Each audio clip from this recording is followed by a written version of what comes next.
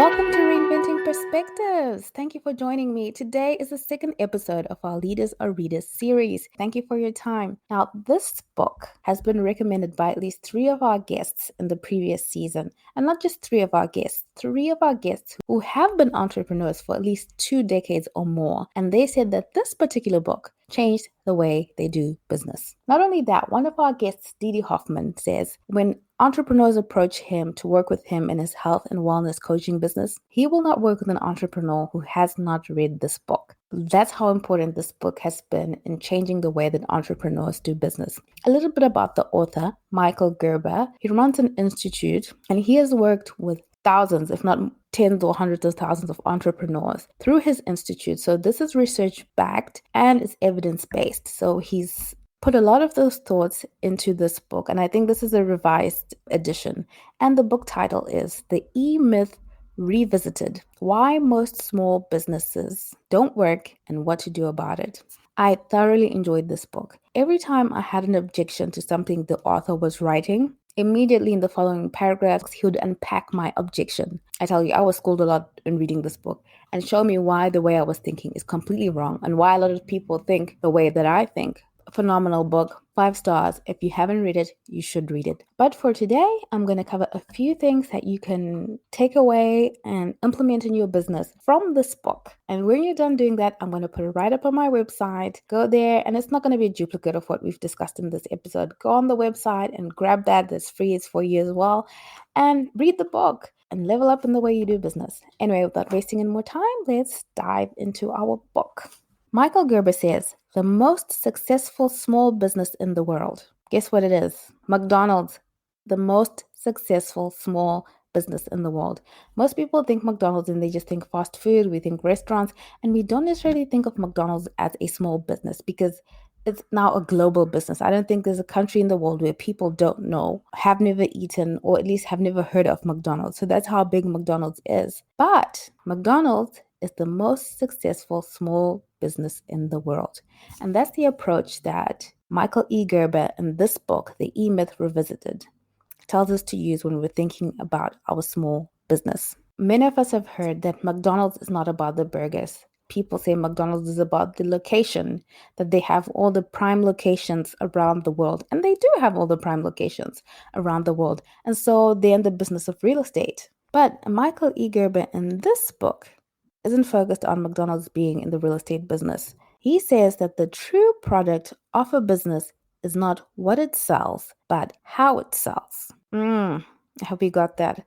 The true product of your business is not what you sell, but how you sell it. So the true product of a business is the business itself. In the beginning of the book, Michael talks about the 3 roles of a small business owner. The part of you that has to be an entrepreneur, part of you that is forward thinking, that is innovative, that is thinking of ways to change and disrupt markets, the entrepreneur in you. And then he talks about the manager in the small business owner. This is the person who's concerned about order, about planning, about keeping things going, about managing how things are done. In there also, he says, there's a part of you, if you're an entrepreneur, most of us have come from backgrounds where you go into business because you're an expert in a technical field and you decide, well, I don't want to work for anyone anymore. I want to do this for myself. And so there's a part of the small business owner that is a technician, and the technician is concerned with doing the job. The book is written in the form of almost like a case study where he has a small business owner who runs a bakery and she's exhausted by her business. She's tired of it all and she doesn't know what to do next, which I think is a place that a lot of entrepreneurs we can identify with. And he says the reason of that burnout is because we're juggling these 3 roles. In most cases, we're the technician, so we're doing the job. We are the manager, we're keeping the systems going, we're managing things, we're planning, we're keeping things orderly. And we're supposed to be, we have to be, the entrepreneur. We have to be forward thinking. We have to be innovating. We have to be taking the business forward. So being one person and being all these 3 roles, I think as entrepreneurs, we understand how you can absolutely, totally be burnt out at some point and be over your business and absolutely hate your business at some point if you have to do all these 3 roles for a long period of time. So he says As an entrepreneur, you should be working on your business, not in your business. Because if you're working in your business, then it's just a job. And not only is it a job, it's the worst kind of job. Before you become an entrepreneur, if you're working a full-time job somewhere, you just have to focus on one thing. And in most cases, you're just the technician. And now, as an entrepreneur, if you're working in your job, you're the technician, you're the manager, and you're the entrepreneur who's innovating and forward thinking and moving the business forward. That's enough to burn anybody out. So, Michael takes this business owner that he describes in this book and he walks her through what she should do so that she's not working in her business, but she's working on her business. Hence, the McDonald's as the most successful small business in the world, because McDonald's is about the systems that run the business and not about the people. So he says, this is the difference. I hope I can relate well. He says we need to create a systems dependent business, not a people dependent business. So how do we do this? Well, Michael E. Gerber says, pretend that your business is the prototype or will be the prototype for 50 other businesses just like yours. So think like a person who is running a small business that will be a franchise. So your focus is not so much what you do, it's how you do it. And he says, with a small business, what is proprietary about your business is not what you sell, it's how you sell it. If some of you watch Shark Tank like I do, you know that one of the common questions that big investors ask someone who comes onto the platform looking for investment is, what is proprietary about your business? What is it that you do that nobody else does? And in a lot of cases, there's absolutely nothing proprietary about our offering, right? So in this sense, if what you sell is not proprietary, it just means that anybody else can copy exactly what you do and sell just like you do. So there's nothing proprietary about that. Michael E. Gerber says there has to be something proprietary about how you do business, the systems that you set up, because that's where the real value is. So Michael E. Gerber says, take this in, your business is an organism that will stay alive depending on how well you do these two things. One, how well you find a customer, and two, how well you keep a customer. So your systems should be designed around finding a customer and keeping a customer, not around what you sell. That has been mind-blowing for me. And I think if you're an early entrepreneur just like me and you're listening in, let me know. Anyway, let me know in the reviews, let me know in the comment section, get in touch with me on email. Let me know what you got out of this episode. So, since our systems are focused on our customer, he says the questions that we should always ask is, how can I give my customer the results that he or she wants systematically rather than personally? Systems help ordinary people do extraordinary things. That is what will be proprietary about the business. If you're a coach, if you're a consultant, if you're a service-based business, I think this is really, really illuminating to the way we do business. Sometimes everything is so customized, everything is so personal, and everything takes so much time to get done because everything is done differently every time it needs to be done, and it becomes exhausting on the part of you, the business owner or the entrepreneur, because you're not working on systems. You're creating something new every time you get a client or you get a customer.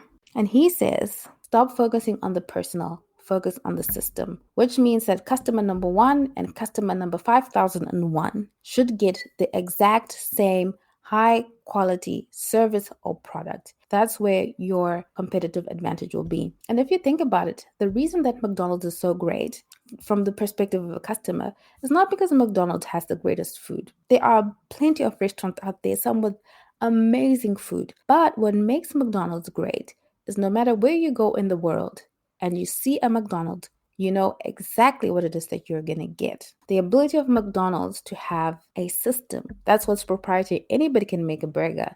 Anybody can make French fries. And how many people can have a consistent system that they work, which is what Michael E. Gerber is saying the entrepreneur needs to do. He says, stop working in your business. Stop worrying about making every burger personalized for every person. Stop focusing on the offer so much and focus on the system. How are we going to create a business that works without our interference? How are we going to have a systems focused business that focuses on our customer? So the systems are focused on how we're going to find our customer and how we're going to keep our customer. So he says, create an organizational chart. It doesn't matter even if you're one entrepreneur, if you have a team of 5, or if you're just starting out and it's just you and you're a solopreneur. He says create an organizational chart of all the things that need to be done in your business. The marketing, the operations, the finance, every aspect of your business. And you sit down and you need a strategy for every single area of your business. Why? Because he says that even though right now you are probably the technician and you're at the very bottom of the organizational chart, every time you're working a job, he says create a system for that job so that you can hand that job over to somebody else at some point and eliminate that job from your plate to somebody else's. But before you do that, you need to know that you have a system that works despite of people, if you get what I mean. That the success should be in the system you've developed, not necessarily in hiring the best person, but in having a person who can work the best system. So Michael E. Gerber talks about the business development process, and he breaks it down into 3 things. 1, innovation. As you're doing that particular job, whatever job it is in your business, always be thinking creatively. Think up new things and then do those new things. And then document metrics, the outcome of those things, because you can't track something if you're not measuring. I think it's Michael Porter who says if something can't be measured, it can't be managed. So you need to always be measuring everything that you're doing so that you can say that it works. So for example, if it's your sales process, you need to be documenting exactly how you're doing it. So how many calls are you making? How many presentations are you giving? How many follow-ups are you doing? How many purchases are being made through your sales process? That way you develop a system for that particular job of selling, that you perfect a tried system that you've innovated, you've quantified, and you've orchestrated, and you've done that over and over again, a system that works. The success is in the system, not in the person. And then he said, when you do hire someone to take up their job, you're not going to try and get the Harvard MBA graduate to come and take over that job. Not to say that there's anything wrong with that, but anyway, as small businesses know, small businesses can afford to attract those kind of people in the beginning, right? But you're looking for a person who, even if they don't have experience, is eager to learn and is teachable, because the system and the process is there. It just needs someone to work it. For more information, freebies, and clips from various episodes, please go to our website, www.reinventingperspectives.com. Thank you so much for your time. We absolutely value your time, and even more, we value your feedback. Don't forget to leave us a review. Thank you so much, and see you again next week. If you love what we're serving here at the Lessons of Entrepreneurship, the Journey of Reinvention podcast, please share this episode and have some conversations around these principles and ideas. There's nothing better than talking business with a fellow business bestie. Bring some inspiration to your entrepreneurship journeys. And as always, thank you so much for listening in, and see you soon.